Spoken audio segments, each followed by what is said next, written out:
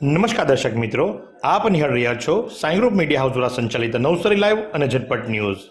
દિવસભરની ઘટનાઓથી અવગત કરાવતું એકમાત્ર બુલેટિનમાં જુઓ દેશ અને દુનિયાના આજના મહત્વના સમાચાર। નવસારીના રામજી મંદિર ખાતે પવિત્ર પુરુષોત્તમ માસને અનુલક્ષીને કથાકાર જયપ્રકાશજીની પુરુષોત્તમ માસ અંગેની કથા ચાલી રહી છે। ત્યારે આ કથામાં આજે સાઈ ગ્રુપ મીડિયા હાઉસના ગ્રુપ એડિટર જીતેન્દ્ર પટેલ વિશેષ ઉપસ્થિત રહ્યા હતા। આ પ્રસંગે પત્રકાર દિલીપભાઈ નાયક અને અન્ય મહાનુભાવો પણ ઉપસ્થિત રહ્યા હતા। ત્યારે કથામાં અનેક શ્રાવકો આ કથાનું શ્રવણ કરી રહ્યા છે। કલિયુગમાં કહેવાય છે કે ભક્તિ જ એક શ્રેષ્ઠ માર્ગ છે અને પુરુષોત્તમ માસમાં કરેલી ભક્તિ ખૂબ પુણ્ય આપતી હોય છે। ત્યારે આ કથામાં અનેક શ્રાવકો ઉપસ્થિત રહી પોતાના જીવનનું કલ્યાણ સાથે સાથે સમગ્ર માહોલ ભક્તિમય બન્યો હતો। તો વાત કરીએ તાપમાનની। નવસારી જિલ્લામાં આજે મહત્તમ તાપમાન 36 ડિગ્રી સેલ્સિયસ નોંધાયું હતું, જ્યારે લઘુત્તમ તાપમાન 29 ડિગ્રી સેલ્સિયસ નોંધાયું છે।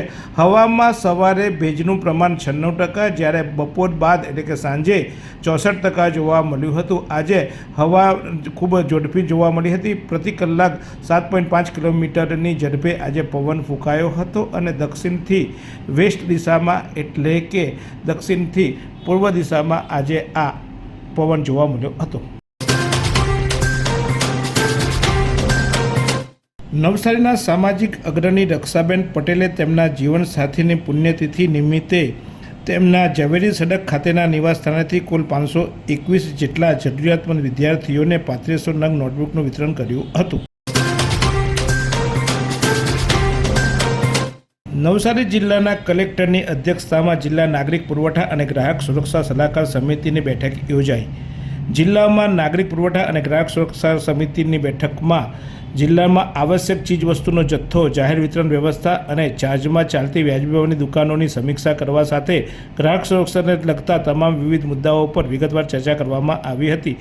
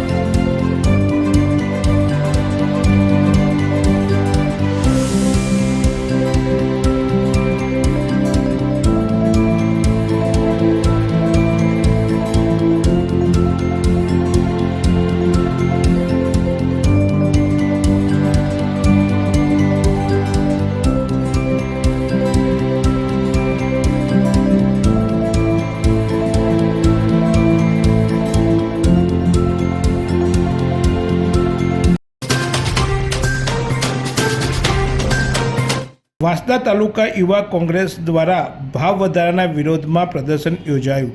પેટ્રોલ ડીઝલના સતત ભાવ વધારાથી ઘરેલું અર્થતંત્ર ખોરવાયું છે। ત્યારે આ મોંઘવારીનો ભાર સામાન્ય માનવી પીડાઈ રહ્યો છે। ત્યારે આ મોંઘવારીના વિરોધમાં કોંગ્રેસ દ્વારા આજે વાંસદા ખાતે એક વિરોધ પ્રદર્શન યોજવામાં આવ્યું હતું। હનુમાનબારી ખાતે યોજાયેલા વિરોધ પ્રદર્શનમાં કાર્યક્રમના કોંગ્રેસના પ્રભારી મનપ્રીતસિંહ વિશેષ ઉપસ્થિત રહ્યા હતા અને ધારાસભ્ય અનંત પટેલની આગેવાનીમાં આ સમગ્ર કાર્યક્રમ યોજાયું હતું। ત્યારે પેટ્રોલ ડીઝલના સતત વધતા જતા ભાવ એ સામાન્ય અને મધ્યમવર્ગીય પરિવારો માટે ઘર ચલાવવાનું મુશ્કેલ બન્યું હોવાનું પણ ધારાસભ્ય અનંત પટેલે જણાવ્યું હતું। નવસારી ગણદેવી બાદ હવે ચીખલી તાલુકામાં પણ જળ સ્ત્રોતોને દૂષિત કરવાનો કારસો રચાયો છે। પીપલ ગભાનમાં મરકી ખાડીમાં કેમિકલ ઠલવાતા પાણી પ્રદૂષિત થયાના આક્ષેપો લગાયા છે। જિલ્લામાં સતત પાણીમાં કેમિકલ નાખવાની ફરિયાદો ઉઠવા પામી છે। ત્યારે આ વધુ એક ફરિયાદ આજે ચીખલી તાલુકામાં જોવા મળી હતી। નવસારી ડેપો ખાતે એસટી ક્રેડિટ સોસાયટીની ચૂંટણી યોજાઈ। વલસાડ વિભાગ નવસારી ડેપો ખાતે કામદારો માટે એસટી ક્રેડિટ સોસાયટી ચાલે છે. આ સોસાયટીના હોદ્દેદારોની મિટિંગ અને ચૂંટણી યોજાઈ હતી, જેમાં કૃપાલીબેનનો વિજય થયો હતો. એસટી ક્રેડિટ સોસાયટીના કુલ 108 મતદારો હતા, જેમાં 107 મતદારોએ પોતાના મતનો ઉપયોગ કર્યો હતો. આ ચૂંટણીમાં 2 ઉમેદવારો ઊભા હતા, જેમાં મજૂર મહાજનમાંથી રક્ષિતાબેન અને ભારતીય મજદૂર સંઘમાંથી કૃપાલીબેન ઊભા હતા, જ્યારે આ ચૂંટણીમાં કૃપાલીબેનનો ભવ્ય વિજય થયો હતો. જિલ્લા માર્ગ સલામતી સમીક્ષાની બેઠકમાં હાઈવેના બ્લેક સ્પોટના વિસ્તારોની વિસ્તૃત સમીક્ષા કરવામાં આવી હતી. નવસારી જિલ્લામાંથી પસાર થતા હાઈવેમાં કેટલાક અકસ્માત ઝોન છે, ત્યારે આ અકસ્માત ઝોનને ઘટાડવા માટેની ચર્ચા આજે જિલ્લા માર્ગ સલામતી સમીક્ષાની બેઠકમાં કલેક્ટર દ્વારા કરવામાં આવી હતી. જિલ્લાની ટ્રાફિક શાખા અને આરટીઓ અધિકારીઓને પાવર પોઈન્ટ પ્રેઝન્ટેશન દ્વારા માર્ગ સલામતી અને માર્ગ અકસ્માતોને લગતી માહિતી રજૂ કરવામાં આવી હતી, અને આ માહિતી અંતર્ગત આગામી જિલ્લામાં કોઈ અકસ્માત ન થાય અને ગત વર્ષે જે અકસ્માતો થયા હતા એ અકસ્માતોના વિશેષ ઝોન નક્કી કરી એ ઝોનમાં અકસ્માતો ઘટાડવા અને ટ્રાફિકનું ભારણ ઓછું કરવા માટેની ચર્ચા કરવામાં આવી હતી.